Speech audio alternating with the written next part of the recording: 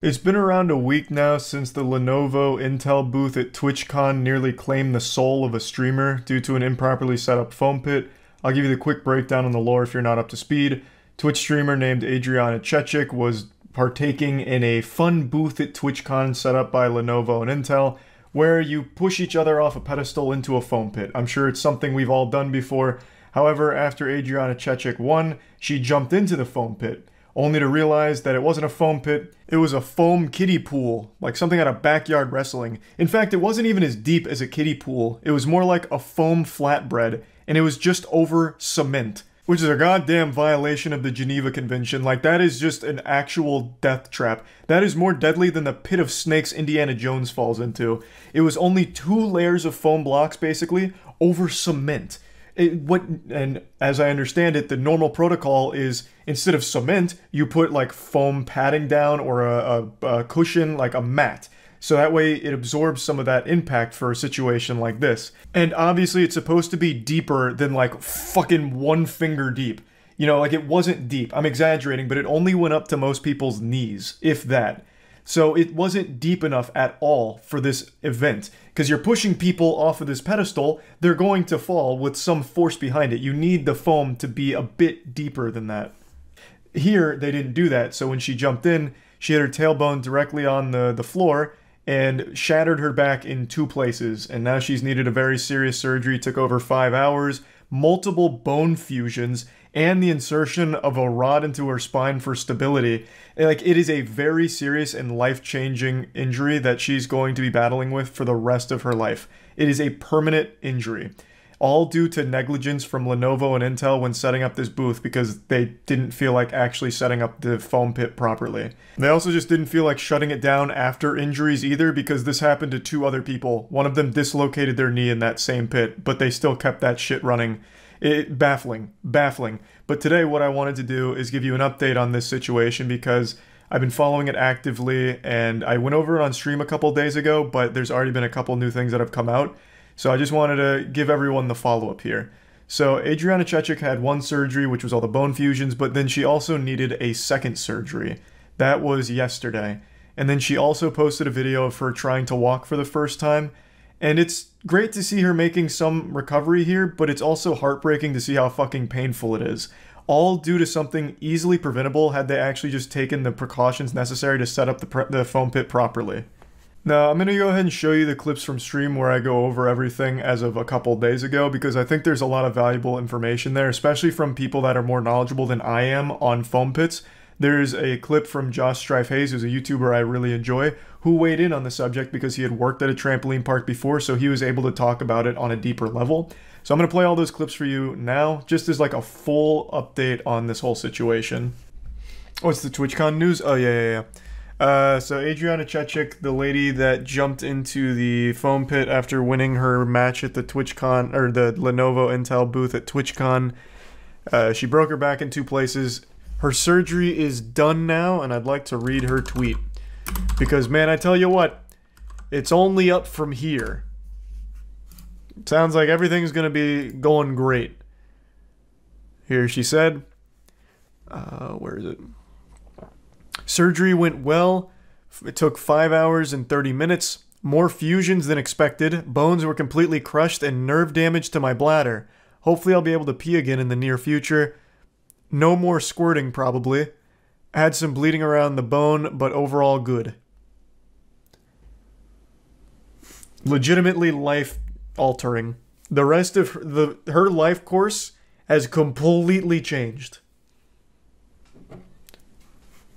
And now squirting is off the table, I suppose. But she's being lighthearted about it, but on a very serious note, having fusions at her age with an injury that severe, she's looking at a lifetime of fucking misery. I was reading about some people that have had fusions in their back like that. That is something that never goes away, the pain. Her follow-up tweet also was this. In a lot of pain, but feeling hopeful and ready to bring the heat to walk again. Anyone know where I can get my brace blinged or a pink coating for it, as I'll be in it for a long time. I don't even want to read this one out. This is fucking horrifying. All from an improperly set up foam pit at a convention. This is 100% the Lenovo Intel booth fault. 100%. Let me once again try and find this clip. It's from Josh Strife Hayes, who actually spent some time working on these foam pits, so he gives a little deeper insight. I used to work at a trampoline park. I know a thing or two about foam pit safety, because it was drilled into us from the start. Safety in those kind of things is paramount. Like, if someone gets injured, you shut stuff down and you work out why. And you Which work they out didn't whether do. It's your fault, They kept or it it's up. their fault, and what can be done about it immediately. Foam pits were at least 2 meters deep. They had so much foam in them. They had springy floors underneath. They had wood underneath that would bend and break if something really big hit it. So there was still some give there. There was some absorption of all that power. It's had I have been working at that as an event, I'd have said this isn't safe. This is not safe. Yeah, I think anyone with eyes would have said that. I don't know how the fuck this happened. On top of concrete is going to protect anyone. Now, people have said, oh, they've got a waiver. You know, they can't do anything. They've got a waiver. Waivers don't protect you from negligence. I think that's a really important point he makes, and he'd know better than most. I was under the impression her hands were also tied with that waiver, but that is a really good point, that if it's proven to be negligence, which I think anyone who would watch that video would see that it was improperly set up, she could have a legitimate case. Not against TwitchCon, I don't think. It'd have to be going after Lenovo Intel, I think. Because TwitchCon, it'd be very hard to prove TwitchCon was negligent on that booth since it's not their booth. They just okayed them to be there. So if she does pursue it, it'd have to be going after them. I don't know if she will. I would say it's probably worth it because she's looking at an extremely expensive and very, very, very brutal future. Like caring for that back injury now. Multiple fusions, the rod, PT, surgeries, all of that is going to be so expensive. I do think she probably should. I also work at a trampoline park. The smallest occurrence, we shut down the foam pit. The rules we have for it are set straight. It was 4 feet deep and has springs and foam padding at the bottom. This was unacceptable. Exactly. Like, at the very least, if you're not going to put enough foam, you need to have something that's not just a fucking slab of concrete. You may as well just put, like, barbed wire and spikes at the bottom, like a Mortal Kombat fatality pit. Like, it was such a dumb setup. Such an easily avoidable situation that has legitimately had a massively detrimental impact on one person's life now. And the girl who broke her ankle in 3 possible ways. You're getting things mixed up now. You're starting to cross some wires here.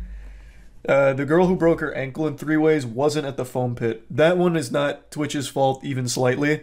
She went a little too hard in her activity, so she ended up jumping over a chair, landing on her ankle and breaking it in 3 ways.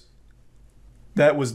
Twitch... No one could have planned for that. She just went like fucking superhero mode over the chair and landed on her ankle. That one is not Twitch's fault. Do you think they'll have the foam pit again at TwitchCon next year? Good question. I think they should, but this time they make it even more dangerous, like an actual Thunderdome. So you go in there, this time they actually have like a moat around it instead of foam with like alligators in it or something. Like really just go in, like... Make it as life-threatening as possible.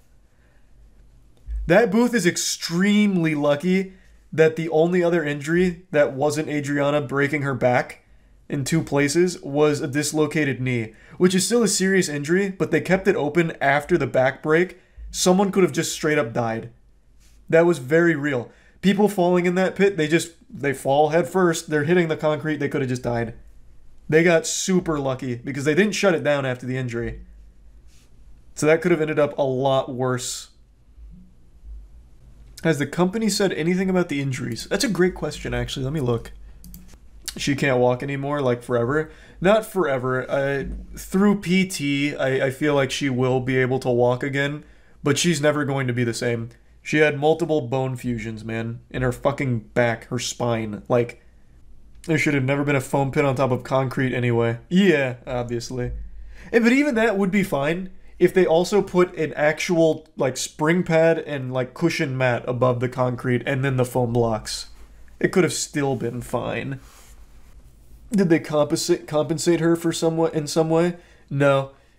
Here's my thought. I'm very confident in saying that they won't release a statement because then that could be used against them should she sue, which again, I do think she should since this is going to be a very long and very expensive journey with all these surgeries she's getting and all the surgeries she's going to be getting, as well as lifelong PT and pain meds.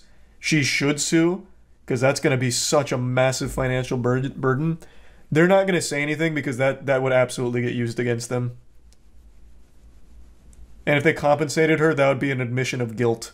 So they're not going to compensate her. They're not going to say anything.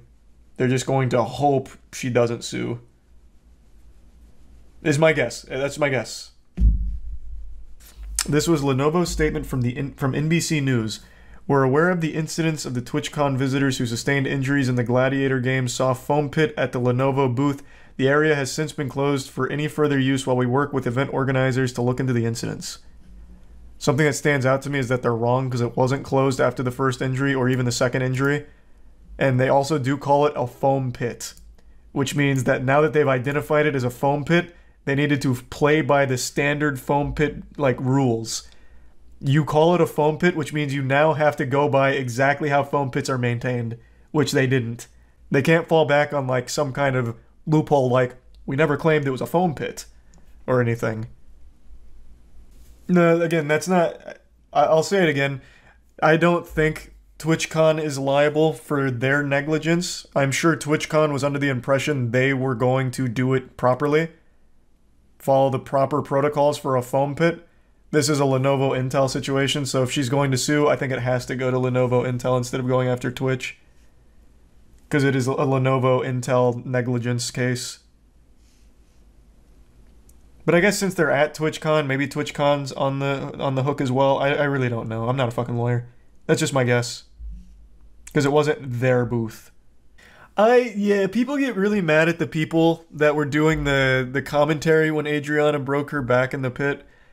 I can't even really be mad at them.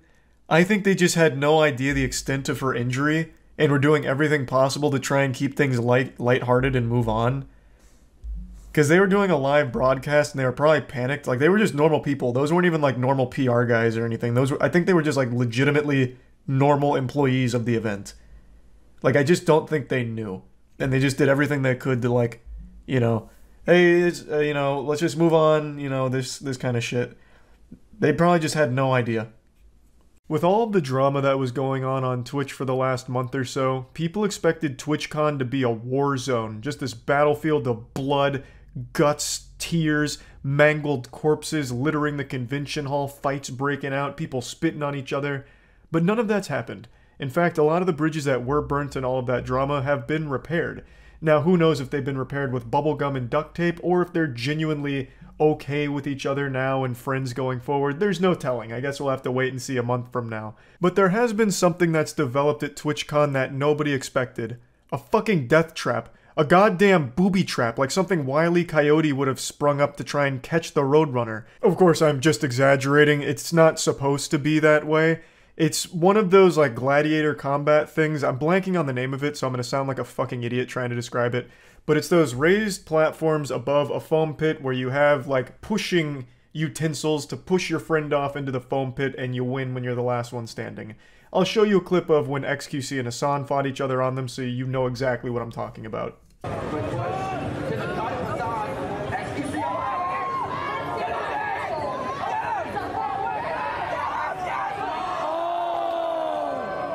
I'm sure all of you have seen these before. I remember playing on these bad boys back in elementary school during field days, so they've been around for a long time, they're tried and true, and they've always just been good, safe fun. But unfortunately at TwitchCon, it seems the organizers really skimped on the amount of foam necessary to cushion a real fall, because a streamer named Adriana Chechik broke her back in 2 places jumping into the foam pit.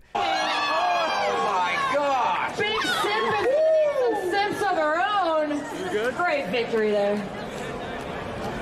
I can't get out. Are you okay? She's held down by the pitfall. Medic! Gravity. No, she's fine. All right, we'll make sure she's okay. Get her out of the pit. Landed on her tailbone. Yeah. Now she lives in the pit now, kind of thing. You can see that she lands like right on her tailbone and like bounces up a little bit, kind of like that episode in iCarly where Gibby jumps off the ceiling, hits the concrete and bounces a little bit, which was a real stunt performed by a real stuntman who shattered all of his ribs doing that. So this is a pretty brutal injury here, and she had to go to the ER, and she's now getting surgery in order to put a rod in her back in order to help support it. So an absolute life-changing injury experienced here. And she wasn't the only one. Another streamer dislocated her knee in the pit, and then the person she went there with, EddieBot, the person who fell before her, also experienced back pain, but no like permanent injury from that. I'm sure everyone knows this, but I want to vocalize it again. Back injuries last pretty much forever, or at least they can. Even like minor ones will always kind of rear their ugly head from time to time. I remember a few years back now, I had like some kind of like little bruise or something on my L4. I couldn't sit right without it hurting. I couldn't like climb upstairs without my ass just hurting. And that was just like a little baby boo-boo on my back, and that lasted for months. Had to get PT for it. Had to get physical therapy for like a tiny little back injury. And of course, you can always read about the people that have lifelong chronic back pain just from like really simple stuff like sitting in a chair the wrong way for too long, or like the classic prank of pulling a chair out from under someone and the person falls and then has like some kind of disc contusion or like slips a disc or something. And those injuries, they don't ever fully go away. So this, I have no doubt, will have a long-lasting effect on the rest of her life. So it really is like a pretty serious thing. Just a really unfortunate situation, and I don't think this was a Twitch booth. As I understand, this was a completely separate booth from another organization that was just at TwitchCon. And it seems like they really just didn't know how to do this properly, because this just doesn't seem up to code at all. This cannot be the regulation amount of foam required in these pits, because it looks like there's only like 2 layers of foam cubes there. They just like sprinkled them in like breadcrumbs, and then at the bottom of it just seems like it's a fucking slab of concrete. Pure, unapologetic, unforgiving concrete at the bottom. It doesn't seem like there's any kind of cushioned pad there, which is just wild to me. But what's even goofier is the 0 IQ takes I've seen on Twitter about this, blaming Adriana Chechik, saying it's her fault that she got injured, she did it to herself, she should have known better than jumping into the foam pit. Like, you absolute brain-dead troglodyte. It's a foam pit. The entire purpose is to cushion a fall. They're common at, like, trampoline parks, carnivals, like I mentioned in school for field days and shit like that. I have done exactly what she's done, cannonballing into foam pits with no injuries to show for it. I've flipped into foam pits with no injuries to show for it. Even McDonald's, like their ball pits, are probably lighter to land on than this foam pit at TwitchCon.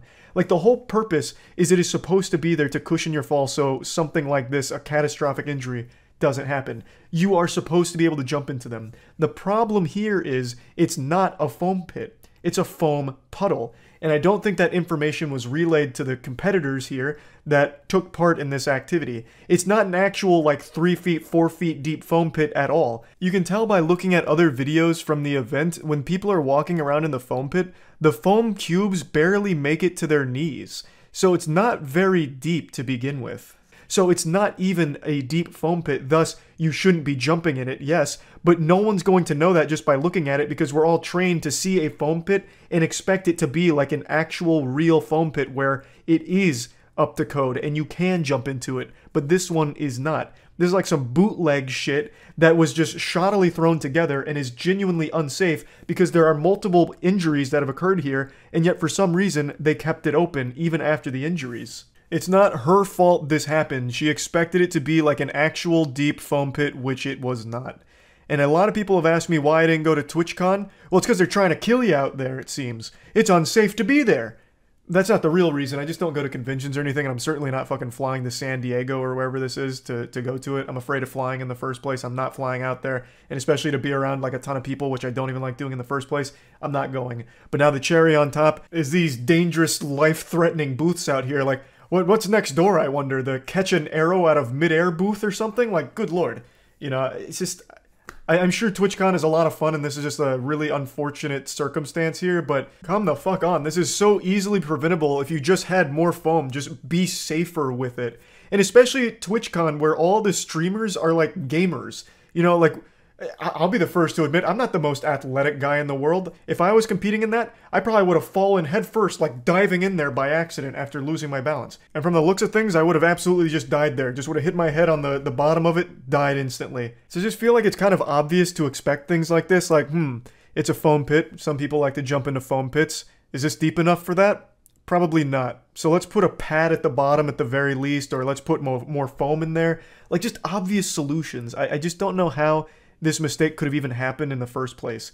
Now, a lot of people are saying that she should be suing for this, and, you know, I'm not a fucking lawyer. I didn't pass the bar or anything, and I'm certainly not her agent giving her direction on what she should do with her life and her decisions. But I think it is worth mentioning that everyone that went into that arena signed a waiver beforehand, so I don't know if she even could sue if she wanted to. Again, maybe she could. I'm not familiar with the law or anything, but there was waivers that needed to be signed prior to entering into that.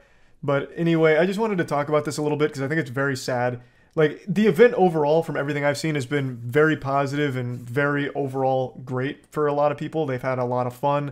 And like I said, I have no doubt that it's a very fun event, and this is just a really unfortunate booth that's been set up here that doesn't really seem all that safe. And again, I'm not there, so I don't know if there's truly no pad at the bottom of that foam pit. But regardless, it's clearly not a good enough pad if this kind of injury can occur, and this many injuries as well. Because not only has there been an extremely serious one with Adriana Chechik breaking her back in multiple spots, but there have just been a decent amount of injuries in general at that location. So clearly something isn't set up properly if this many people are getting hurt there. So yeah, I just wanted to talk about it a little bit, and that's about it. So yeah. I hope you've got some Pepto-Bismol nearby, because I'm about to blow your ass out with wackiness.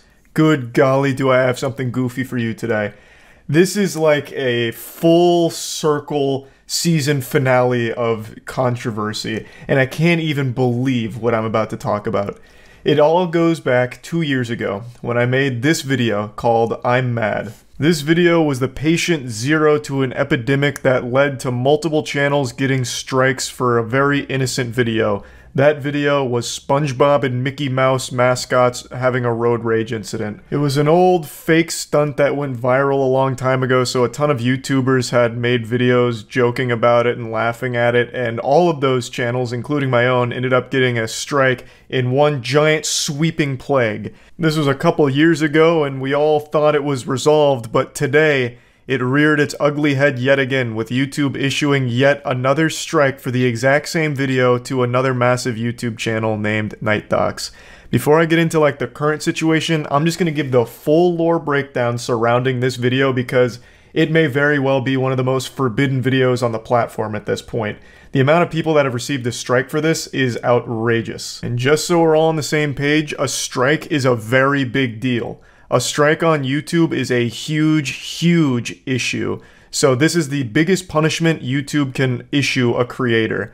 All over a fake road rage involving SpongeBob and Mickey Mouse. So yeah, I made a video on that road rage incident, just making jokes about it. It was 4 dudes in mascot costumes, one being SpongeBob, one being Mickey Mouse. Those were the real protagonists, and they were throwing hands with a guy on the street and beating him up just on the road while 2 guys were filming and laughing about it. And I was just making jokes about it, nothing crazy. There's nothing scary or terrifying or shocking happening. It's pretty clearly not real, I would think, but regardless, I received a full strike for it. And I was very upset. I was livid. And you could see it in the video. You could really feel the rage oozing out of every pore in my body. I was like Kratos. So I stomped my feet and I threw my temper tantrum with tears in my eyes and warm milk in my hands, and I made a big stink because there was nothing wrong with that video. It was taken down for being like disturbing content, but there's no violence in there, not real violence. There's no blood, there's no bruising because it's all fake. It's a silly, stupid stunt. You had SpongeBob and Mickey Mouse and the Dirty Boys in their mascot costume pretending to beat up a man on the street. It was just a goofy thing, not real. And it got taken down for being too disturbing to even be left up on YouTube. It was too graphic to even get an age restriction. It went so far above an age restriction that they not only took it down, they gave me a full strike because of how traumatizing it must have been for the manual reviewer to have been subjected to such horror. And I was understandably outraged, but not nearly as outraged as I'm going to be if I find out that you play Rocket League without wearing the Moist Esports Rocket League skins that are now in the shop. This isn't even like a hashtag ad like an official one, it's just we finally have our Moist Esports items in the shop, and I just wanted to at least shout it out here. They look fucking great. Here's a little quick clip of them in game. So they're in the Rocket League shop, so if you're a Rocket League player, make sure to check those out to support the squad. But anyway, I got a little carried away just immediately. So back to what we're here for. So then I started a hashtag on Twitter called AnswerUsYouTube, and through this, I ended up accidentally throwing Markiplier under the bus because he had also reacted to that same video that I was covering. And in response to me bringing that to light, Markiplier played hardball saying, "Fair's fair, where's my strike, YouTube?" And YouTube hit him with a fat strike. A very disrespectful, very petty strike for Markiplier, the first in his entire channel's history. All because of a fake road rage incident involving SpongeBob and Mickey Mouse. So Markiplier made a video talking about it as well, and then shortly thereafter, YouTube folded, and I framed their response. We have this timeless classic saying, "We're not going to die on this hill. You were right. After even further review, your video and others are back up and these strikes have been removed. This was an over-enforcement of our policies, especially with the added context commentaries you originally pointed out." Now what they're referring to in the first part of the tweet with not dying on that hill and the even further review, it's in reference to a point I made where when you appeal something it instantly gets rejected. Like they'll reject something within minutes, even though your video is like 30 minutes, they'll reject it in 3. So somehow they're working on demon time and able to watch the entire 30-minute video and deduce that they're right, even with no possible way of finishing it in that time. And that's what happened with my video. It was instantly rejected, and then said, you know what, we've reviewed it and we're standing by our decision. So I said, why are they dying on this hill? It's not even a real video, this makes no sense. So that's what they're talking about in the tweet. So basically, Markiplier went up to bat for me and saved the fucking day. That man has been my savior for that action there. So why am I talking about this? Well, it's because that chapter isn't closed. I believe that book was kaput, you know, like the dinosaurs, it had gone extinct. YouTube was never going to make a big issue out of that video in particular again, the SpongeBob and Mickey Mouse road rage incident. Well, it turns out I was wrong, because today another YouTuber named NightDocs, who I'm sure many of you have watched content from before, got a strike on his channel for the exact same fucking video, which they had already deemed is fine. They agreed that it was an over-enforcement of their policy and they were in error. Yet today, they have come back and said, this is the violence and gore for NightDocs, and they struck him for it. The same fucking video. I wouldn't dare show a single frame from this video anymore. It's goddamn radioactive. I don't know what it is about it that YouTube truly hates, but every single time this comes up, it seems like they react with the most heavy hand imaginable and strike down the gavel of injustice and issue a strike just for even showing the video. I actually privated the original upload I made on this content because I was afraid something like this may happen again in the future, so I privated it just to be safe. And it turns out I was right because it looks like they're going through again and purging the platform of this SpongeBob Mickey Mouse road rage thing. It's so weird, and I feel so bad for NightDocs. Like, it's nothing wrong with the video. There's no violence and there's no gore. Like, I don't know what they're seeing in this video that no one else on the planet is, but my god, it is crazy. It is so peculiar. I can't really wrap my head around it. Why this video in particular is the one that keeps triggering the system to issue a strike, and then a manual reviewer come in to agree with the system that the strike is legitimate. Like, there's some kind of crazy delusion going on over there. It makes no sense to me at all. Let's keep in mind, on YouTube, there is actual violence and gore. You can search it up right now. A lot of it's age-restricted. In fact, most of it is, but there still is unrestricted violence and gore on the platform, too. So even in the most severe case, if they deemed it was like violent or gory, which it's not, why do they go to the strike instead of like an age restriction, which is a lot less severe? This isn't like gratuitous blood and guts flying all over the place with SpongeBob eating the intestines out of his victim on the streets or anything, with Mickey Mouse beating him with a sledgehammer. It is fake road rage with these mascots in costume. Like it is so weird. It is so silly.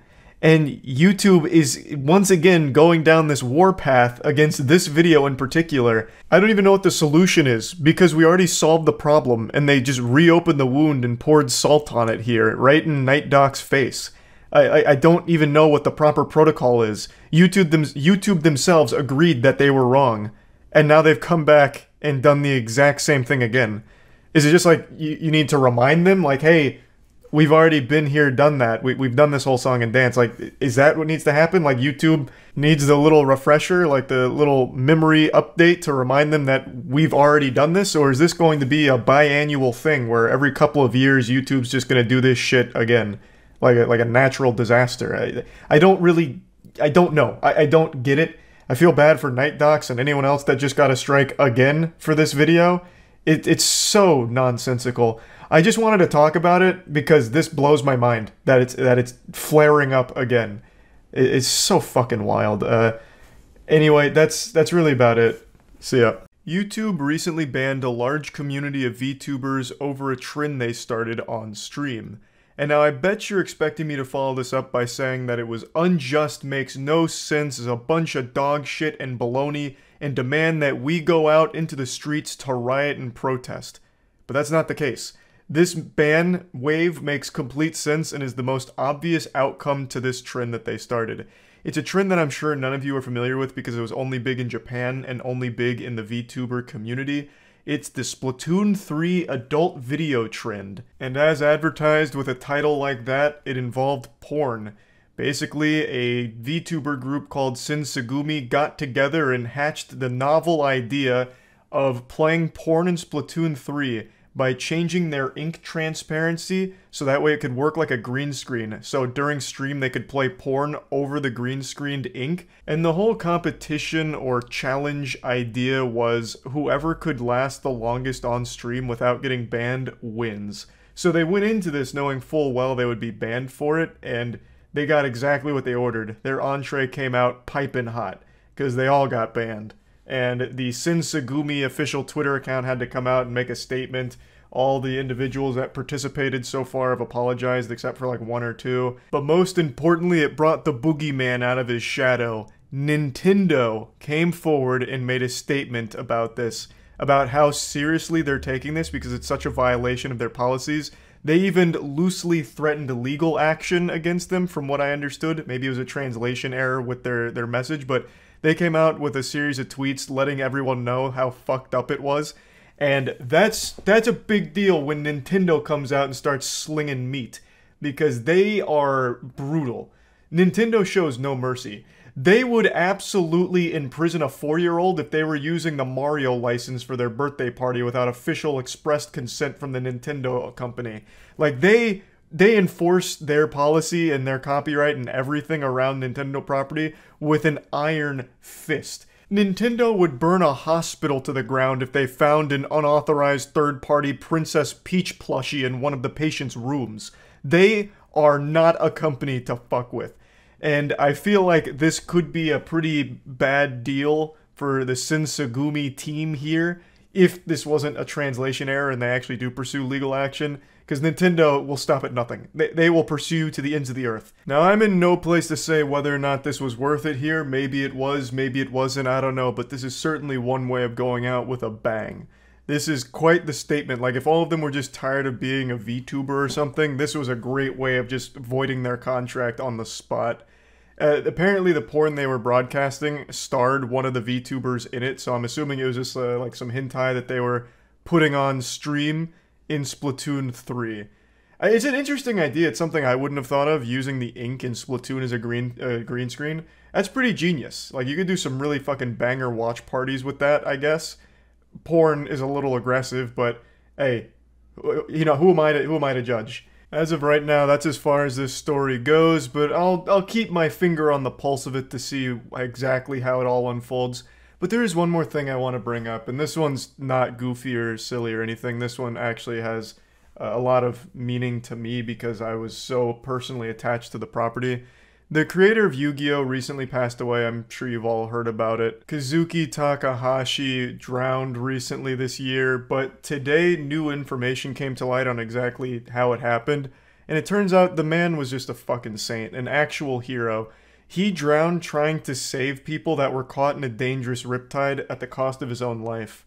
An army officer came out to tell exactly what happened during this situation, so there's investigation going on for the last couple of months about like what exactly unfolded here. So it turns out what happened is 3 swimmers got caught in a dangerous riptide, and a nearby army officer named Major Robert Bourgeot, I already know I'm fucking the name up, and I'm sorry about that, went in to try and rescue them, and Kazuki Takahashi also jumped in to try and help save them.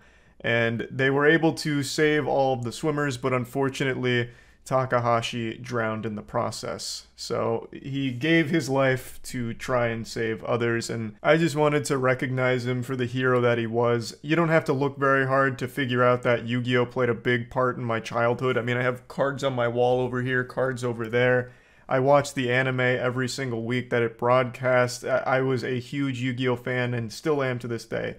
He created one of my favorite franchises ever, and he was also just a great man, clearly. So I wanted to at least put this out here so that way everyone knew that Kazuki Takahashi was a fucking legend. And also, of course, huge hats off to Major Robert here for his heroics as well. And yeah, that's really about it. See ya. This week's been pretty doom and gloom with a lot of awful shit coming to light all across the internet. It's been more drama-filled than an episode of Degrassi. But today I wanted to hit you with a bit of a plot twist and jump scare you with some good news, because there has been some positive shit going on that hasn't garnered as much attention as all of the drama, but I think it'll be nice and uplifting, good for the soul, to put a smile on your face like a kid meeting Spider-Man at a theme park for the first time. Let's start with Twitch. Twitch has recently been an absolute fucking war zone, like Mad Max, people chroming out their face before dropping yet another drama nuke. There's been dead careers piled up all across the platform, and a ton of truly deplorable, awful shit has been brought to light. It's just been a complete disaster. But there have been some very positive things going on as well, and I want to start with what I believe to be the most wholesome. A streamer by the name of Kai Cenat recently became the #1 most subscribed streamer on Twitch, and to celebrate, his mother gave him a call on stream, and it is so unbelievably wholesome. Let me show you the clip. My mom calling me. Hello? Congratulations, son. Thank you. You're #1. You're #1. I was sleeping. I kept hearing my notifications, and when I looked, you was like 79, and it counted. I'm like, I'm so happy for you, baby. You worked so hard, and you deserve it so much. And we watching, and we're so proud of you, everybody. Babe, I love you so much. Babe, I'm so proud of you. You're #1, and you my son. And I'm so happy to be your mom. And I just want to let the world know that you've been working hard like this for a long time. So they only now know. You're just finding out. My son worked hard. He's a grinder every day, every night. And he gives me the world. And I want the world to know I love you, son. Congratulations, okay? Yeah, I love you too. Now, I'm a pretty tough guy, you all know that. I eat nails for breakfast. I've only ever cried twice in my life. Once when I was born, which is super cringe, and once when watching Pokemon and Ash Ketchum sets down Pikachu in that forest and then runs away. And even me, with all of my masculinity, nearly got a tear in my eye watching this clip. It's just such a nice moment. To see a mother that supportive of her son and his career, I just think it's great. And this is a massive achievement, no doubt, Kai Cenat becoming the #1 streamer on Twitch with over 80,000 subs. But what makes it even more impressive is the fact he did it without a subathon. I believe this is the largest and fastest organic growth of a Twitch channel without a subathon. Usually subathons will like really pump up those numbers, going all the way to like 150k, 160k sometimes. But this is just him streaming normal hours, doing his normal content, and growing at an incredible rate. So it is extremely special. Now, I would like to also address a little bit of drama that unfolded with this whole situation. People were really curious as to why Twitch doesn't celebrate Kai Cenat's success. And that's a very legitimate question to ask. Kai has been growing at an incredible rate, and Twitch hasn't said shit about it anywhere. They haven't recognized him anywhere. So everyone was wondering why. And I have the answer to that. It's because Twitch doesn't give a fuck about the platform or the streamers doing well on there. They don't celebrate anyone's success. It's not just Kai. They legitimately don't talk about or celebrate anyone on their platform. It just doesn't happen. In fact, their CEO, I'm pretty sure, has no idea what Twitch is. I'm going to go ahead and play a clip from stream where I kind of talked about this a little bit, and then go into it in a little more detail afterwards. Also, just a heads up, the channel you're about to see that has this clip is my only other channel, the only other official channel of mine. Just wanted to quickly address that because I keep getting asked, is Moisty Clips your channel? Is Moist Ass Emporium your channel? The answer is no to all of those. I have two channels. It's this one and Moist Charlie Clips. So weird that Twitter doesn't save your drafts and there's no drafts at all on the website that I can find. Does anyone know why? Classic don't Emmett. You talk about things that matter? Emmett, I don't understand. That guy, I don't think knows he's the CEO of Twitch. I swear to God. I have a conspiracy theory. That guy's just some kind of fucking android that they fire on whenever they need him at a conference just to kind of prove that there's someone manning the helm somewhere. Because like 9 times out of 10, that guy doesn't even know what the fuck Twitch is. I swear to God. I've only seen him one time even mention Twitch when he was wearing that goofy bow tie and like talking about how context will matter going forward, and then it didn't. I really don't think he even knows he's the CEO of this platform. I'm not exaggerating either. You'd have no idea this guy's the CEO of Twitch just by going through his Twitter. I don't think he has a single post mentioning the site anywhere, and even just looking at his bio, it's the last thing there, like he's ashamed of it. Thinking about coordination, community, and connection, and working at Twitch, I guess. Kind of like how he's like looking down like, yeah, I guess I'm the CEO of this fucking shithole. I didn't want to be, but yeah, I guess I found myself in that position. Like, this is not a guy who's, like, proud of Twitch. This is not a guy who celebrates Twitch. So, obviously, Kai Cenat's not going to be highlighted by the platform on their social anywhere. They just don't do that for any streamer. Now, don't get me wrong, they absolutely should. This is a big, big moment that should absolutely be highlighted by Twitch, at least on their Twitter or somewhere. But it just doesn't happen. The fucking CEO seems to be embarrassed of the platform in his position there. So, like, it's sad, but yeah. I'm not surprised that Kai Cenat hasn't been mentioned in any official capacity from the platform, though he absolutely should. But either way, very wholesome moment. Huge congrats to Kai and Kai's entire community for this. It's a massive, massive achievement. Now, in another piece of positive news, there's a sponsor on the video. Thank you, Bloodline, for sponsoring today's video. Here's Matt to tell you more about it. Thanks so much, Charles. Bloodline's a cool game because it's got a little bit of something for everybody. You've got the kingdom building, you've got the RPG elements, the gacha, hero collector element. And on top of that, you can create your own legacy with your own heirs. So if you like lycans and orcs and dragons and dwarves, this is great for you. Up your intimacy score, you can marry them, you can have children, create the world's strongest children, and go on to just wreak havoc through the kingdoms and grow your heirs that way. Right now, if you use Charlie's code, Penguinz0, the first 100 people to use it are going to get a random epic champion in the game, which is worth $50. It's only available for the next 30 days. You'll also get a starter pack featuring 200 diamonds, 2 summoning crystals, 5 stamina potions worth over $30. You can go meet your lovely waifu dragonborn. You guys have a baby. That's your new legacy. That's your heir. It's got a mix of your skills, your talents, both bloodlines, and you get to live out your deepest, wildest fantasies within the game. You can try the game for free and use code Penguinz0 in order to get yourself some nice goodies that Matt described. Now let's switch gears off of Twitch for just a moment. I want to mention the Sidemen charity match. This was perhaps one of the most impressive live streams ever held. It was like a real football match, or soccer, depending on where you're from. I'm trying not to get attacked by anyone here, so I'm just going to be very back and forth on what I call this sport here. So they made a charity soccer match where 2 teams of huge influencers faced off in the football match of the century.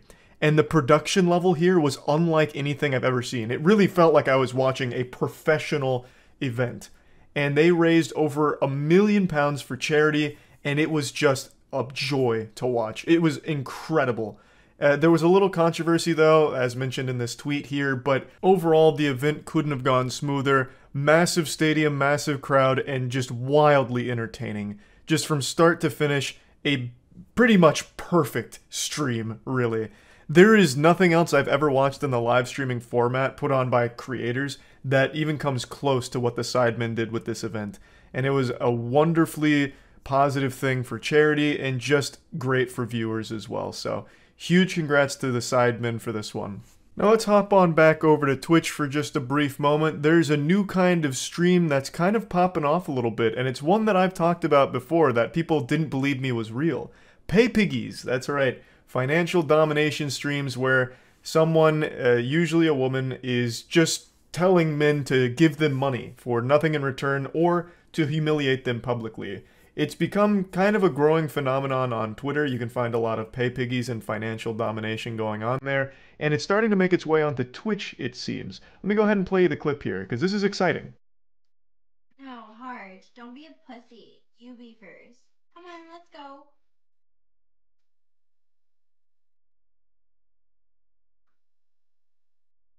Come on, Hard, don't be poor. You already did $1. Guess what? I'm literally getting 60 cents. Okay, you don't sub right now. 3, 2, 1, you're getting banned.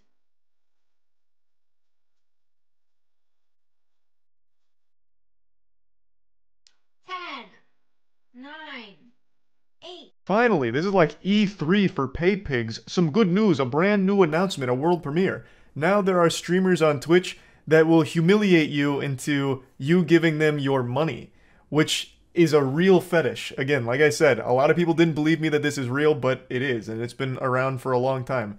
There are men, usually men, that legitimately bust a nut in their trousers just giving hundreds of dollars to women that either ignore them or publicly humiliate them. And now that is making its way to Twitch, apparently, and I couldn't be happier to see that over there. I think that's going to really become a nice piece of content. Twitch may even need to implement a new category. Right next to the hot tubs category, you could have pay pig category. And that shit could pop off. Here's a quick little piece of good news. Team Moist is now #1 in Omega Strikers. We have to hold this lead for 3 more days, but you guys are absolutely fucking killing it. Legitimately crushing it. So huge thanks to everyone participating out there, getting fat dubs for Team Moist. I made a video talking about it. Getting first place in this competition allows Team Moist to get 3% of the net revenue for Season 1 of the game, which could be extremely huge in financing Moist esports, so it'd just be wildly helpful. So everyone that's been participating in it and getting wins for the team, big thank you for that. Just need to keep pushing and hold it for 3 more days and we're good. So yeah, that's all the positive stuff I could find going on amidst all this wild shit happening across the internet. So I just wanted to at least share some of it with all of you because I think it's some positive stuff. And really that's about it. So yeah. A 5-year sentence is a joke. I mean, 5 years is no joke, but he's also not done getting all of his charges.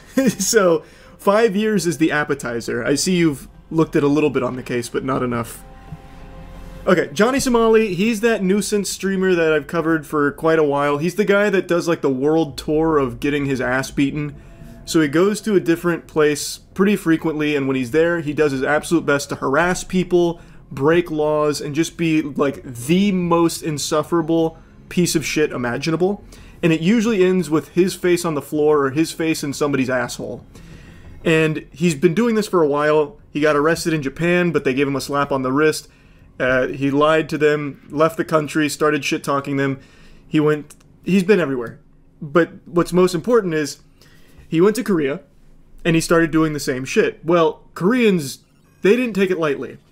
They even had like a UAV on this guy where they tracked him in order to find him so they could continue to beat his ass so he would not know a minute of peace.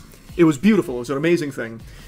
And he got charged with some very serious stuff. And he just went to his first trial today, and it went really, really bad for him.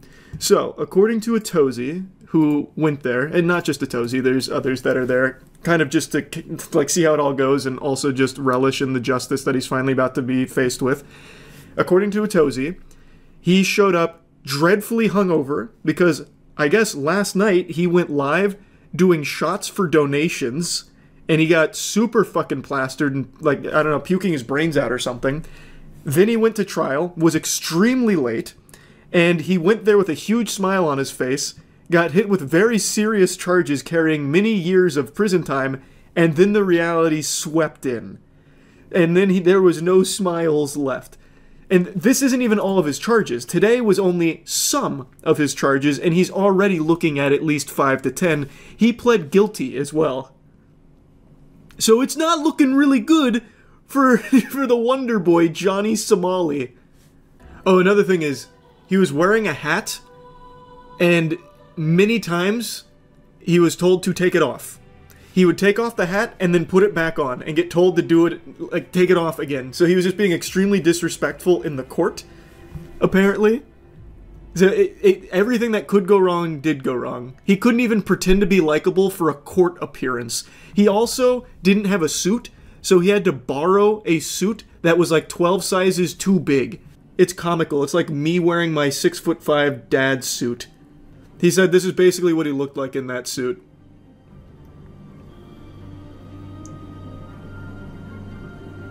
Has he come to America? No, he's still in Korea facing trial for all of his crimes.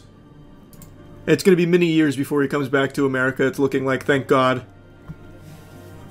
He's most likely going to end up locked away in a foreign prison with an entire country that hates him. If he thought the ass-beating global tour was bad before, wait until he gets it in a slammer. Holy. Everyone in Korea hates him. And yeah, here's Legal Mindset where he was giving his perspective on it. He was also in the Atozi stream as well.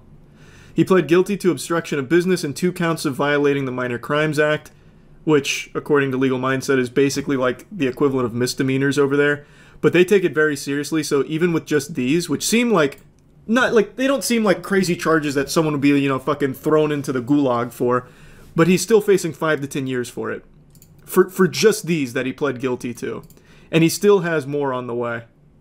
Oh yeah, he had no idea about the additional obstruction of business charge which was filed against him. That's the one he's going back for in April. His lawyer also didn't know. Oh, and here we go. Looks like they have the footage of when he was streaming hours before being supposed to show up to court and then being really Johnny late. Somali live on Party. Yo, there we Look at how happy he is just moments before faced with many years in jail. Oh my God. Johnny, hey Johnny! live on Party. Locking in with Party.com. We got the deal in the works. Man, shout out the creator. Shout out B. Hey, shout out. That deal is going to go through, no doubt, Johnny. Those party streams in prison with making Pruno in the toilets is going to be ballistic, no doubt, brother. You will never see him without a black eye. He's going to be constantly just bruised and bloody, like, hey, back on Party. Really enjoying myself. Be a better me. Mm-hmm. And we're going to make sure that we can make some fire-ass content here while I'm still in Korea. Hey, why are you still in Korea, Johnny? What's going on?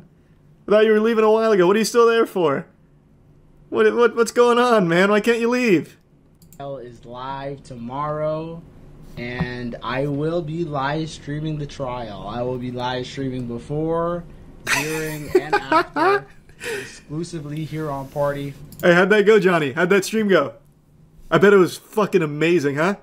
Me, a bunch of motherfuckers that without me, I'm gonna be fully suited and booted out with a MAGA hat. I'm gonna have the full suit on. The suit that he borrowed from, like, the nearest clown store. It was way too big. I don't remember how tall he is. I think he's actually shorter than me. So that shit he must have borrowed from, like, anywhere else that's not fit for, like, toddler clothing. He looked like an absolute fool. And I'm gonna continue to go live here. Oh, they didn't even get the part where he started throwing up and puking and getting super hungover before going to trial really late. Oh, here we go, here we go. I'm giving y'all the first viral moment tonight.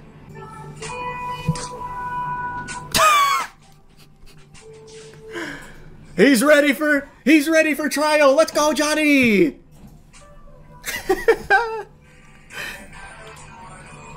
So cool. What a guy.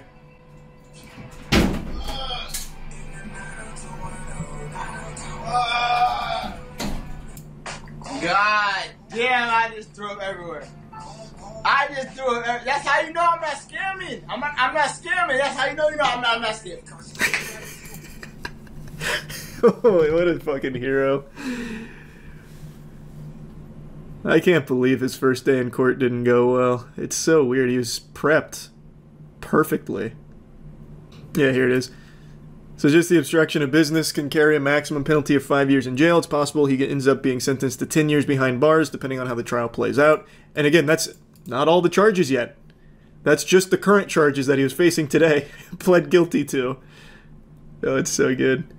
He's also been accused of violating anti-terrorism laws, threatening to sexually assault female streamers, drug use, AI deepfakes, violating Railroad Act, even spreading North Korean propaganda. He's not facing any of these, to my knowledge, yet. Korea has a 90% conviction rate, don't they? Here, you know what? He explains it better than I ever could. But, yes, kind of. Here. Yeah, they were pretty shocked.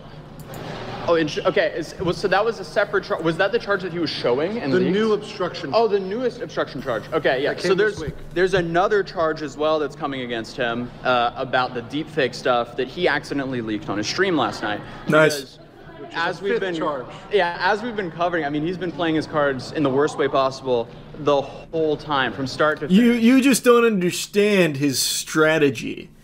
You see, Johnny Somali's 10 steps ahead of us. He's the drunken master. And last night, I guess he decided to get drunk at 3 in the morning, go live, and show up extremely late to court because of that. And on his live stream, he was doing, like, I guess, getting paid to do shots, and he ended up showing a new charge that hadn't been leaked to the public yet. So that charge was actually it's the police case that the police have given over to the prosecutor. So it means that they're going to prosecute it. It's going to trial. Yeah. In the Korean system, once the police decide to actually formally charge you and they send it to the prosecutors, that's pretty much it. That's where you get the 90+% conviction rate. You're pretty much done. If they've decided to go that far, that means they have the evidence to prove the crime. And that's exactly what Johnny Somali wants them to think. He's got them eating out of the palm of his hands. He just needs to go get his ass beat a couple more times. It's going to reset his noodle, and he's going to once again, it's going to be like taking the Limitless pill. Johnny Somali unlocks 100% of his brain when he's suffering from CTE from all the people in the world that continuously use him as a punching bag. So you just wait for him, sober up, he'll go outside, annoy somebody, they'll beat his ass per usual, and then we're going to see him at maximum capability. My God, he's going to be the smartest man on the planet. It can't just be for clout and money, right? Like, it has to be a mental illness or a humiliation kink. Humiliation kink only goes so far. Usually, if humiliation kink doesn't result with you doing things that'll send you to jail for fucking 10 years, that's not a humiliation kink. And it's not even masochism either, because he gets really mad when he gets hurt. He starts crying. Like, actually crying. So I don't know what it is. I think it's just actual delusion. I mean, it definitely is a mental illness. 100% is a mental illness. I just don't exactly know what kind. It's like terminal clout obsession. I couldn't tell you. It's fascinating, though. It is so interesting. He doesn't even get much attention on his streams, though. That's the thing. He doesn't... The interesting thing about Johnny Somali is he is such, like, a fringe case of, like, what I usually talk about, where no matter who you are, you'll have supporters. Johnny Somali doesn't even have that. He has people that love to watch him get his ass beat. He has, like, he doesn't have anyone that actually likes him. He has people that watch him just waiting for him to get hurt. And they entice him and they, like, push him towards it. Like, donating for shots before trial. They just enable him to be a fucking disaster until he eventually ends up dead. And it's not even, like, hate watchers, because it's, like, really fun for them to watch him destroy his life. It's a crazy... I can't even call it a community, because he doesn't have a community. He just has people that sit around, and they'll, like, shoot spitballs at him, but with a dollar bill attached. It's so fascinating. He's just a lol cow? Yeah, but it goes above a lol cow.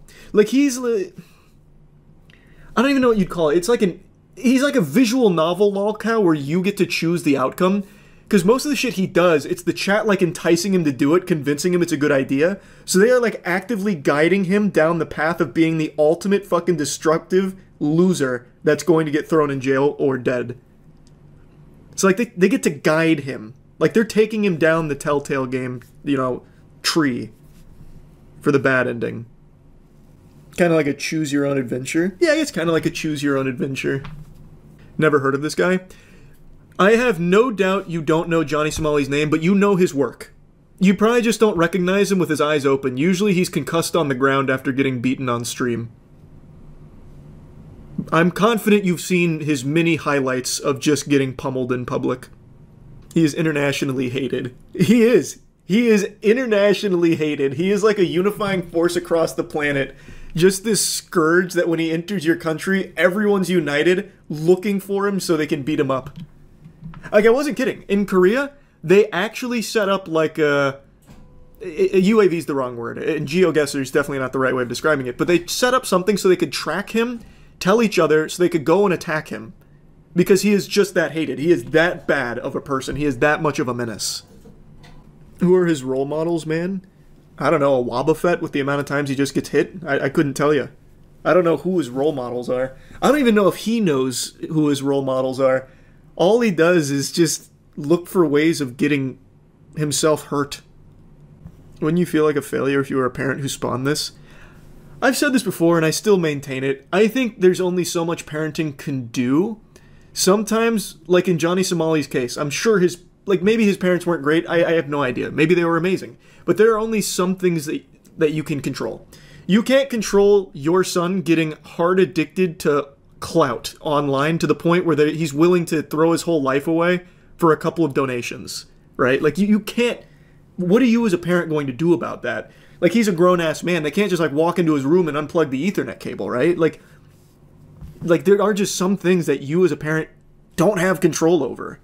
I don't know his parents. I have to imagine they are probably fucking livid. They probably are so sad about this. Because it's gotta suck, man. You raise a human being for 18 years, ends up like Johnny Somali. Fucking rough. Oh, another thing worth mentioning. He is always the one to instigate it. He's usually the ones to make the threats. And then he starts actually crying when they beat his ass for it. 이 새끼 뇌병변 장애 있나 봐. There it is. Oh yeah. I see how you censored it. So you can see the start. He came at him with like the fucking flying front kick, and then Johnny's like running away. It's so good. Then they chase him down. Up 2, but he's most likely gonna get 1 to 5. I don't know, man. Maybe I'm a little too optimistic, but I really think there's a chance Korea just does not play games with this. The charges are bad already, but even aside from that, he is just so openly disrespectful, not only to the public, but to the court system as well. He showed up over an hour late, hungover. He kept putting on his hat when he was told repeatedly not to. Like, I feel like they're not gonna go easy on him. It's, again, maybe I'm just, huffing the hopium, but I just have a feeling. That would be the best thing they could do. Because that would finally, maybe, start to be a deterrent to these IRL nuisance streamers. Another day, another blunder from Twitch. I'm getting more and more convinced that there's no human beings behind these awful decisions they've been rolling out recently. It's just AI-generated bad ideas that get automatically added to the site. It is embarrassing.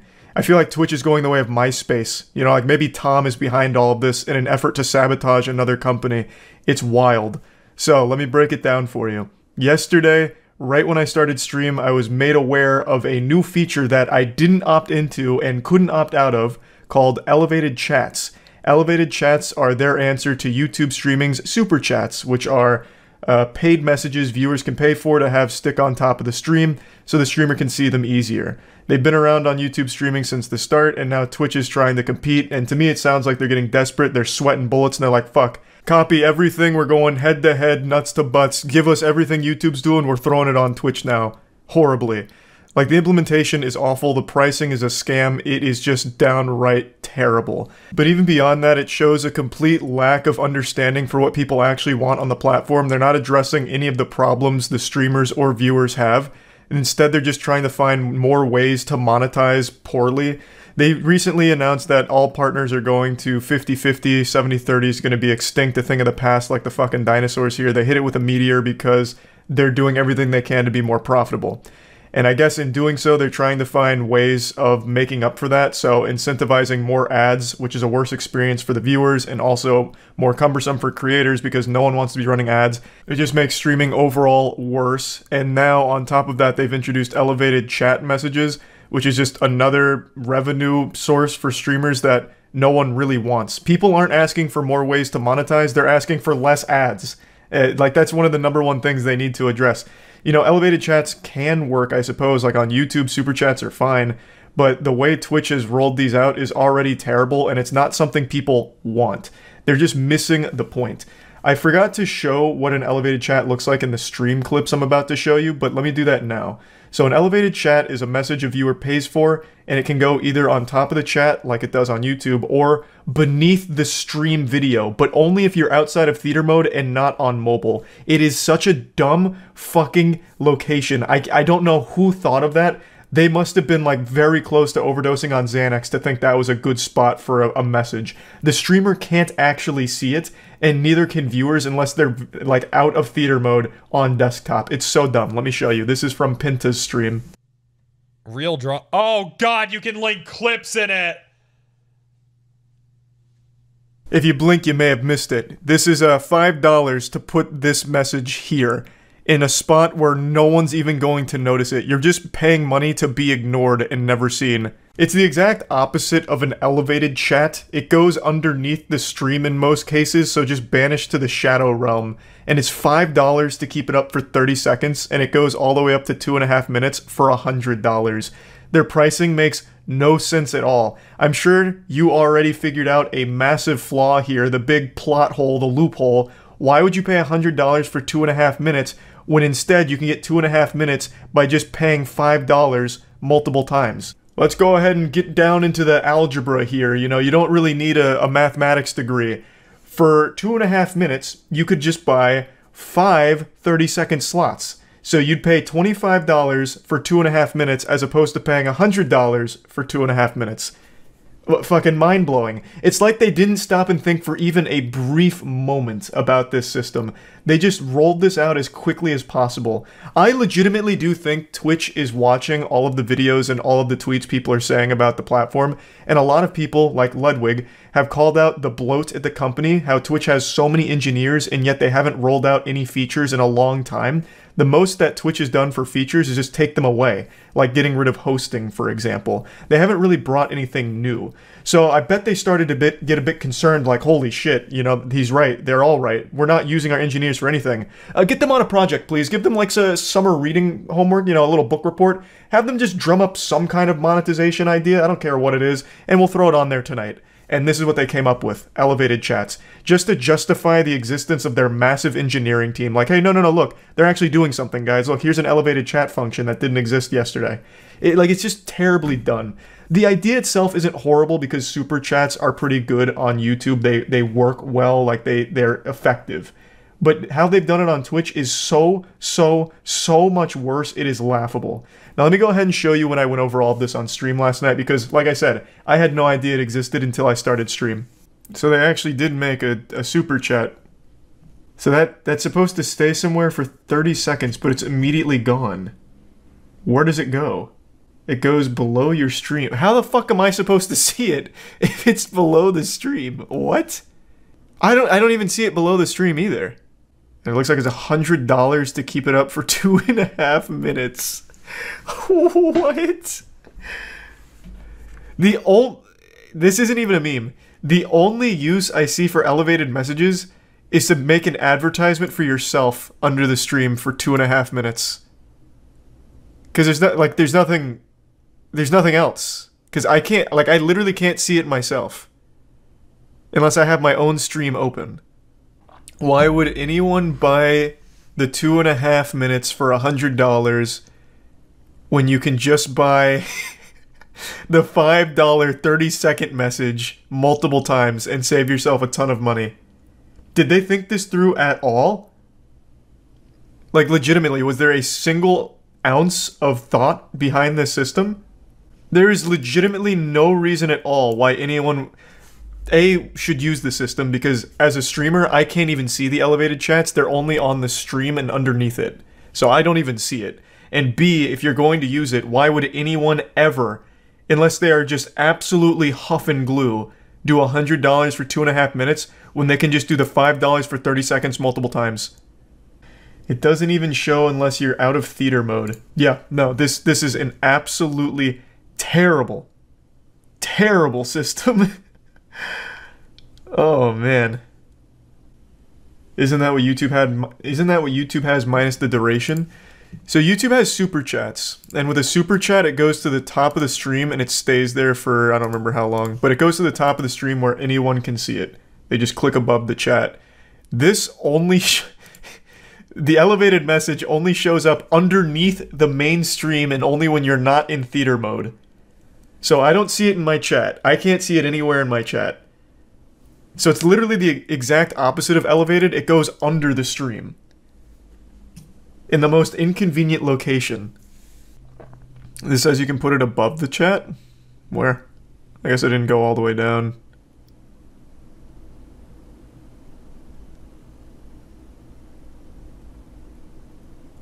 Ah, so is this something I activate on my end?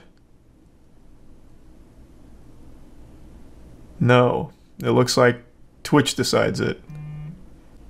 At the top of a chat, at least that makes more sense because it's in line with super chats.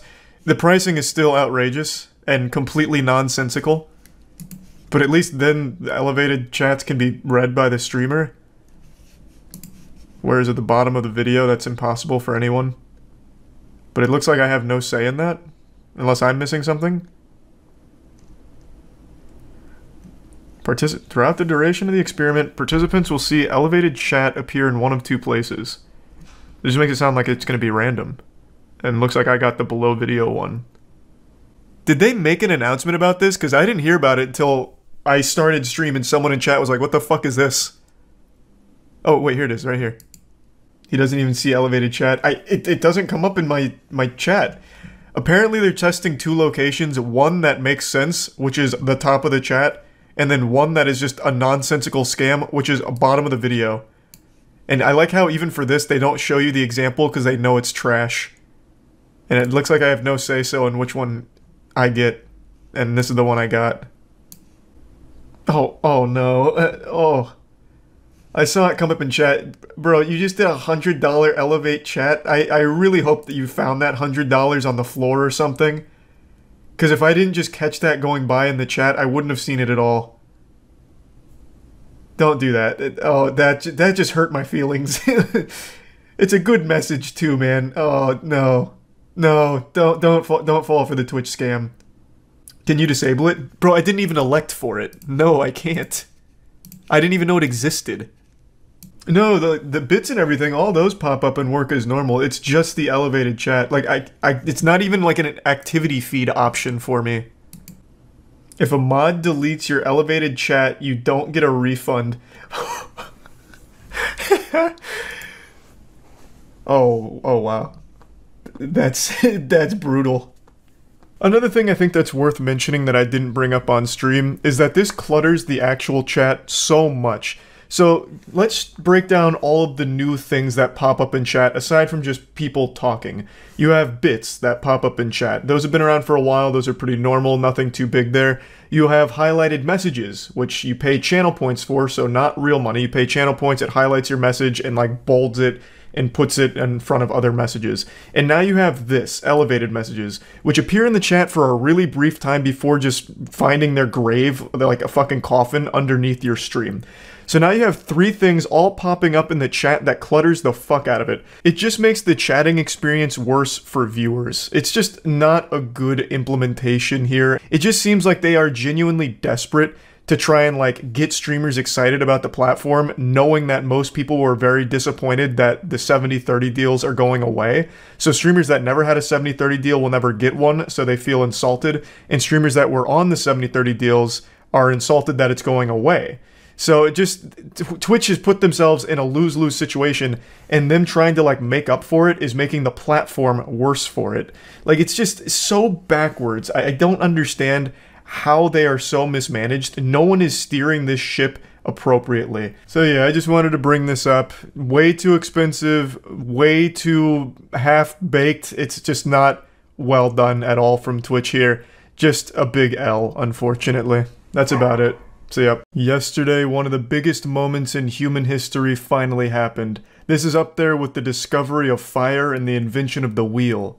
Dream did a face reveal. There was more hype around this than if Jesus Christ had resurrected again. Everyone was waiting anxiously, as if it was Christmas Eve, just waiting for Dream to drop the goodies. He had posted a premiere that was finally going to showcase his face to the world. There were streamers that were watching and waiting. Ludwig broke his all-time viewership record, having 150,000 concurrent viewers, just waiting for Ludwig to react to Dream's face. It was a big deal across the entire internet. I'll go ahead and quickly play a small clip from the video just so you can see his face, and we can go into everything that's happened since, because it's been kind of a wacky 24 hours here. Hi. It feels so awkward. Talking to a camera for the first time. Hi. My name is Clay, otherwise known as Dream, online. No meme, no clickbait, as advertised, Dream's face. In 4K, full display, this is finally the face reveal that people never actually expected to happen. For over a year now, there's been leaks and all kinds of attempts to track down and triangulate Dream's position in order to find out what he looks like, to really deduce the point of the mask. Is it to hide burns? You know, is it like a Harvey Dent situation? So for a long time, people have been trying to figure out what he looks like, and he ripped the band-aid off yesterday, just showcasing it fully to the world.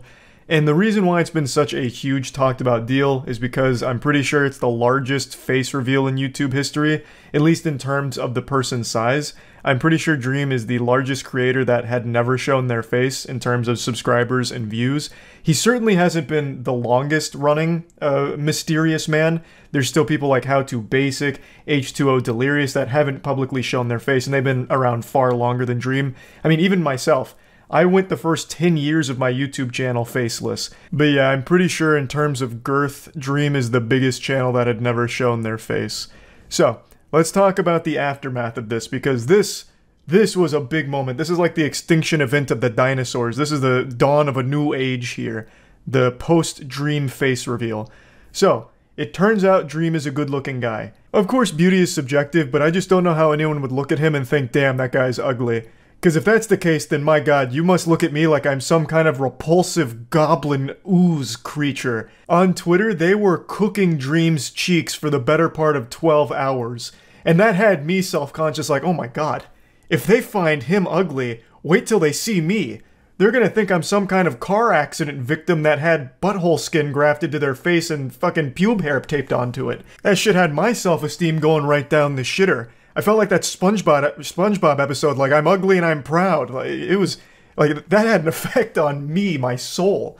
Because, I mean, the number 1 and 2 trends after the Dream face reveal were, he's ugly, and Dream should have kept the mask on, or something like that. I can't remember the second one. But he's ugly was the number 1 trend, all just shitting on Dream's face reveal.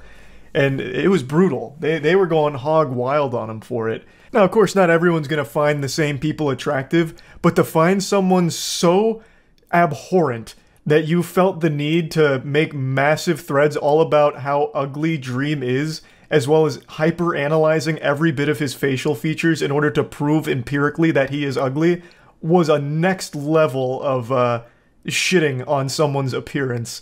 That went hard.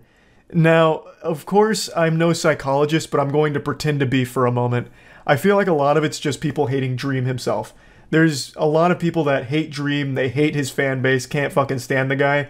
So I feel like no matter what he did here, this was going to happen. This was inevitable. He could have done this face reveal, and it turns out it was Henry Cavill behind the mask. Henry Cavill was Dream, and Twitter still would have eaten him alive calling him ugly, just because they don't like him at all.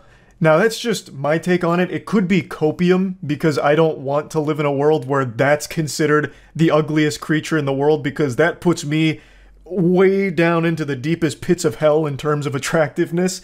So it could just be cope for me, I don't really know. I'd also like to mention that some of the streamers that were watching the Dream face reveal video had the most outrageous reactions to seeing his face. Like, there was one guy in particular who started yelling and screaming as if there was like a murder taking place in front of him. Just melting down. He had to like stand up to calm himself down. Just going fucking crazy like, oh my god, no way, it's Dream's face. Just some people that were watching it were celebrating harder than if they had won the lottery. Or they were like so blown away like, how is this possible? He has a face! I don't know, I just wanted to at least point that out, that some of these reactions were nutty. But yeah, things got crazy online after this face reveal. Wubby posted a very interesting photograph that I wish I could share with you, but I can't, so I'll explain it. It was a picture of Dream's face in a cup with cum on it. So Wubby gave him a nice cum tribute and called it #WetDream, which is just so flattering and sweet. It's just been a lot of goofiness going on now since the Dream face reveal. I wanted to quickly say, like, my take as someone who didn't reveal their face for 10 years. After I did, it felt like such a breath of fresh air. Just, it opened so many doors for content. Like, I was able to do a lot more content that I've always wanted to do but couldn't because I remained faceless for so long. And I imagine it's kind of the same for Dream, where now he feels like he's more able to do different kinds of content as opposed to just being restricted to one form of it. So yeah, I just wanted to toss that out there. I think face reveals are usually a good idea if you want to like branch out and do different kinds of content. And yeah, I just wanted to briefly talk about all this, and that's about it. So yeah. Just when you thought all the internet drama was beginning to die down a bit, we have a new wild and wacky development here, but this time on YouTube, and involving cheating. But not like the anal bead chest cheating. This cheating doesn't involve butt plugs or anal beads at all. This one involves a man who was unfaithful to his wife. I'm talking about the Try Guys, Ned Fulmer. The Try Guys are a massive channel, have been for a long time, and yesterday they posted this message letting people know that Ned Fulmer would no longer be working with the Try Guys. After this was posted, all of the information began to surface as to why. There's video, picture evidence that confirms that Ned Fulmer cheated on his wife with a workplace associate for quite some time, I believe. And it was a big mess, a big, stinky, filthy mess. I went over the situation on stream, and I'll show you the clips from that, but I think it's very important to highlight that Ned Fulmer's entire identity revolved around how much he loved his wife. Like, I swear to God, it was like he took a goddamn love potion from Harry Potter, because half the shit he would talk about in the videos was how much he loved his wife. And then it turns out he was cheating on her. So yeah, just a giant scumbag shit stain, and the entire community was really caught off guard by this, obviously. Super shocked to learn that Ned Fulmer was a cheater. That would be like if you guys learned I secretly enjoyed Burger King. I am publicly insulting them all the time, saying how bad they are, comparing their food to nuclear sludge. But imagine all of that's just a lie, and it turns out that I actually love Burger King and I'm boofing Whoppers in my bathtub every night. You would be shocked and feel betrayed just even learning that about me.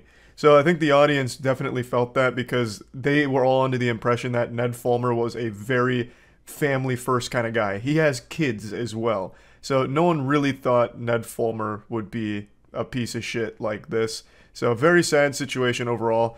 I'll go ahead and play the stream moments that really showcase the whole situation a bit more, but I wanted to give you the general overview here of what's going on. So I think most people are familiar with the Try Guys, I would imagine. Try Guys are a huge channel, and have been for a very long time. And one of the members has recently been accused of being unfaithful to his wife. A wife whom he would constantly brag about and mention how much he loves his wife and respects his wife. In fact, he even posted a whole compilation of it. This is Ned, and the love he feels for his wife. My wife, my wife, my wife, my wife, my wife, my wife, my wife, my wife, my wife, my wife, my wife, my wife, Yep. my wife, my wife, my wife, my wife, my wife, my wife. Yeah, so it's like straight out of Borat with the whole my wife thing. So he talks about his wife a lot. He mentions his wife a ton. Always positively, too. You know, everyone was shocked when they heard it was Ned who cheated on his wife. Because this man, with everything he said, treated her like an angel, viewed her like a goddess. And yet, he was tempted by the forbidden fruit. He allegedly, well, not even allegedly, he fucking confirmed it. Here's his post. He had an affair, a consensual workplace relationship. The employee that he had, or I believe it was an employee, or maybe just like a work associate, the person that people are thinking it is was a woman who was also engaged. And her fiance found out and removed every picture of her from his Instagram. And, you know, you can start connecting the dots here. You don't have to be, you know, the smartest guy in the world to follow the trail of breadcrumbs. So, Ned fucked a woman that wasn't his wife and also fucked another dude's wife. He respects his wife so much he had to cheat on her because he's unworthy of her love. Yeah, maybe that's it.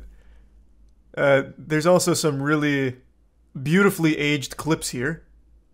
Ned is cheating. I'm calling it. Ned is cheating. Ned is cheating. How right you were. I'm calling it. Ned is cheating. Ned is cheating. The intuition truly was right on the money.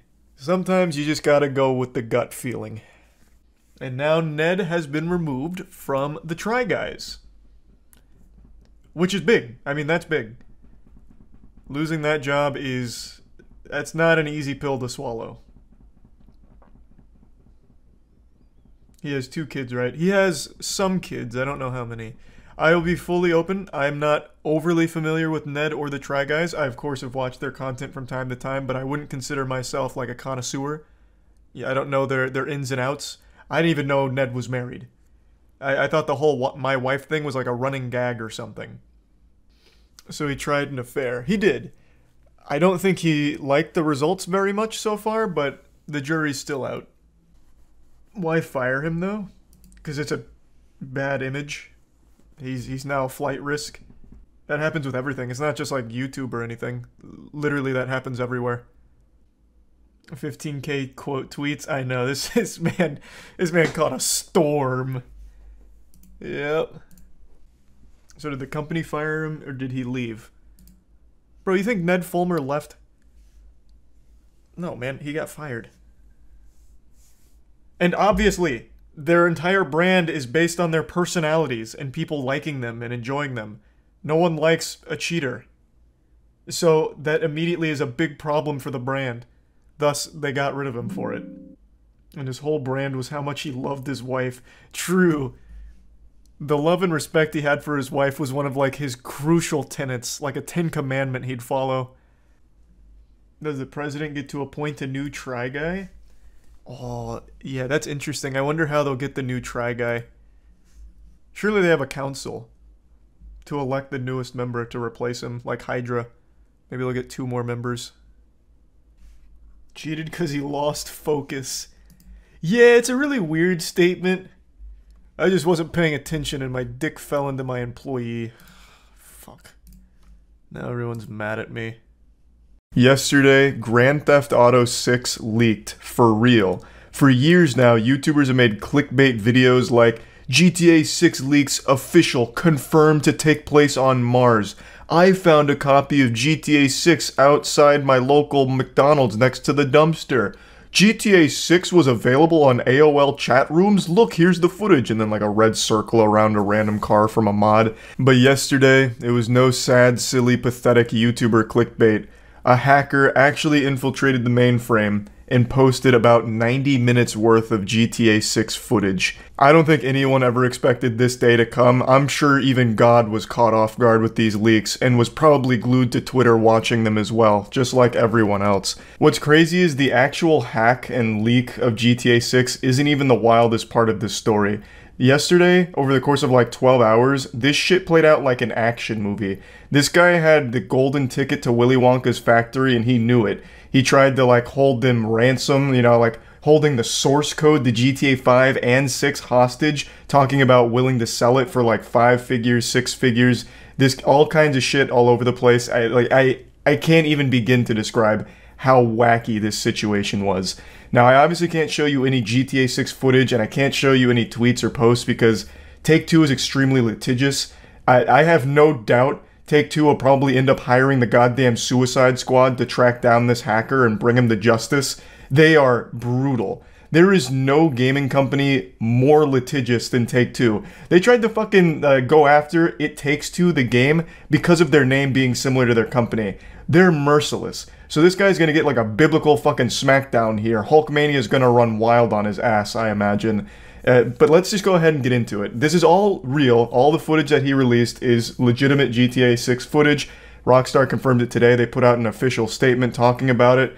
I'm not even going to show you that because I'm not taking any chances with this company, so I'm just going to give you the cliff notes, the gist of what their statement is. Actually, I'm just going to read this verbatim. I think it's going to be easier. We recently suffered a network intrusion in which an unauthorized third party illegally accessed and downloaded confidential information from our systems, including early development footage for the next Grand Theft Auto. At this time, we do not It would really help if I was fucking literate here. Jesus. At this time, we do not anticipate any disruption to our live game services, nor any long-term effect on the development of our ongoing projects. We're extremely disappointed to have any details of our next game shared with you in this way. Our work on the next Grand Theft Auto game will continue as planned, and we remain as committed as ever to delivering an experience to you, our players, that truly exceeds your expectations. We will update everyone again, and soon. Of course, we'll properly introduce you to this game when it's ready. We want to thank everyone for their ongoing support through the situation, the Rockstar Games team. A beautiful letter from Santa Claus here, confirming what everyone already knew, that the footage was real. Now, how deep the hack goes is still up to speculation. We don't know if he actually has source code, because if he does, that's a massive deal, especially if he's threatening to release the source code to the public.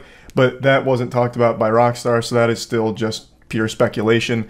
But now let's get into it. So the leading theory is the hacker is a 17 or 18-year-old kid who is the same person responsible for hacking Uber recently. And they set their sights on Rockstar. They were somehow able to infiltrate a Slack channel and start downloading all of their files. And one thing led to another, and he got his greasy paws on the Krabby Patty secret formula, an early development build of GTA 6, and cementing this as a historical blunder from Rockstar Game Security. Now, that's a little unfair to say. No one's really sure exactly how he hacked into all of this, but 9 times out of 10, hacking consists of social engineering. So it's not like what you see in the movies where there's like 5 different keyboards and some glasses wearing super soldiers like fucking going to town on him, like steam's coming off the keyboards because he's typing so much and hacking into the cyber frame, you know, just jacking directly into the cyberverse or anything. Usually it consists of just social engineering your way into a position of getting things you're not supposed to, like passwords and shit. Like maybe this was like a Hitman situation where he just put on like a Rockstar Games uniform and said, "Hello, fellow employees, it's me. I forgot the password. What is it?" And then he just went into their Slack channels and downloaded everything. But who knows? Maybe he really did just fucking go plus ultra turbo mode and super hack style and get in there. Brute forced his way in. There's really no telling, but most of these cases usually just involve social engineering, like talking to people and making up lies that eventually get you things like passwords. But this is, I think, by far the biggest leak in gaming history. Grand Theft Auto 5 is the second highest selling game of all time, right behind Minecraft. It's absolutely fucking massive, and GTA 6 has been in development for a while, and people have been eagerly anticipating it for a very long time, and until now, we hadn't really seen anything from it. And this leak just brought so much content, just blasted everyone's ass with a lot of footage from the game. It showed a ton of things. Robberies, you know, I'm not even going to describe it because maybe that would be a problem, but it showed a lot. So it was a big leak. The only other leaks that come close to this, I would say, are like Last of Us 2, Half-Life 2, shit like that. It's big. And I want to talk about my general take on leaks like this. I think it's a lose-lose situation for everyone. The developers aren't happy about it. It's always a big hit to morale because now their product is out there way before they wanted to show anything from it, so it's in an early stage. It doesn't have its makeup on, and they're not super thrilled about it, as is the case here. The Rockstar devs, as I saw from multiple reports, were saying, like, this isn't great. They don't like that. And for fans, it's not good either for these kind of leaks because it's so early. A lot of fans immediately write it off because they're so fucking low IQ and brain rotted from Twitter. They think that somehow this is like the representative of the final product of the game. So it kills their hype and they just start making the worst takes of all time. I saw so many goofballs on Twitter saying, wow, this game looks like trash, the animations are so janky, why are there like floating text boxes, oh my god, this is awful looking, I'm canceling my pre-order, I'm never buying this. What a letdown, Rockstar, I expected better. I swear to god, some of these goobers have just eaten way too much glue in their life, and it has truly ruined them. Yes, it is an early build. No, this is not how the final game's going to look. Nobody wins with leaks like this. Period. I just don't see anything good ever come from a game leaking this early. The developers aren't happy about it. The fans usually don't get excited about it because it's so early that all it can really do is give them a mediocre first impression of things because they're still cooking. It is still currently baking. You know, it hasn't even begun to rise yet. It's still just starting. So no one ever actually gets anything positive out of leaks. Personally, I thought it looked great. Everything I saw from the leaks, I thought looked pretty extraordinary and seemed like a big improvement over GTA 5. Now, again, it was very early, but it seemed like the AI was more fleshed out this time around, and it just really seemed like there was a lot of, like, really fine attention to detail, even early on in the game. So I thought it looked great. But I'm also someone who really appreciates seeing early development builds. I used to watch a lot of videos on it because video game development has always been super fascinating to me. So I was impressed by it, but I understand a lot of people, according to Twitter, weren't. And, you know, that just sucks for the developers because I have no doubt the game's probably going to turn out amazing. But right now, people got a very early impression of it and are too fucking stupid to realize, like, this is what game development looks like when it's early. You know, they're asking, what does the word debug mean, and why is it on the screen? Is that going to be a permanent fixture, or can that be patched out? It's fucking pathetic. You know, again, you just really don't win with leaks. I guess the only mental gymnastics way of explaining this as something positive is at least it's coming. You know, there is work being done on the game, I guess. Grand Theft Auto 5 came out 40 years ago, so I guess it's a breath of fresh air to see that a new one's on the horizon pretty soon. But yeah, again, I just don't see anything good from leaks like this. Now, let's get into more of the crazy side of things. It wasn't just the leaks and the footage that were crazy. The hacker himself had a wild day.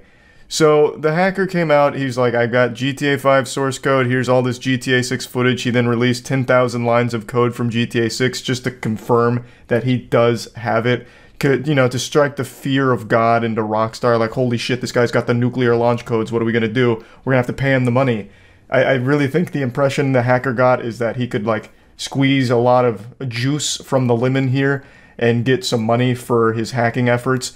But I don't think he realized that Take-Two doesn't negotiate with terrorists. So as of right now, he's just been getting the cold shoulder from the actual company. I can't imagine they actually pay the ransom. He was communicating mainly through Telegram, and he made a post saying that he'd be willing to sell the GTA 5 source code for 5-figure offers. And then there was even screenshots circulating around on Twitter that showed that someone had paid $100,000 in Bitcoin to a wallet supposedly belonging to the hacker, allegedly for the source code. But then that was confirmed to be fake. The transaction was real, but the wallet didn't belong to the hacker, so it seems like some random crypto bro just got fucking scammed in the midst of all this. So, you know, another fat fucking L there, I suppose. And then it turns out the hacker may have been hacked because then a picture of the alleged hacker started circulating. All of his information started being spread around the internet. So the hacker got a taste of their own medicine. Rockstar hit them with the no you in, well, it probably wasn't Rockstar. Somebody got him with the reverse Uno and started spreading their information around. At least allegedly their information. No one's 100% sure, obviously. But then they deleted their Telegram and went radio silent for a while. It's just been a big mess. It has been a day filled with twists and turns and all kinds of crazy shit happening. We've had people reporting from the front lines, like war journalists, coming up with all kinds of crazy rumors that weren't true, such as it turns out he also has Grand Theft Auto 8 in the hard drive. It's just been pure chaos and pandemonium, and I just wanted to talk about it a little bit here. I'm excited for Grand Theft Auto 6, and these leaks, I think, are a little piece of history. We've never seen something to this scale be leaked, and I just wanted to talk about it a little bit. What a wild ride. That's about it. See ya.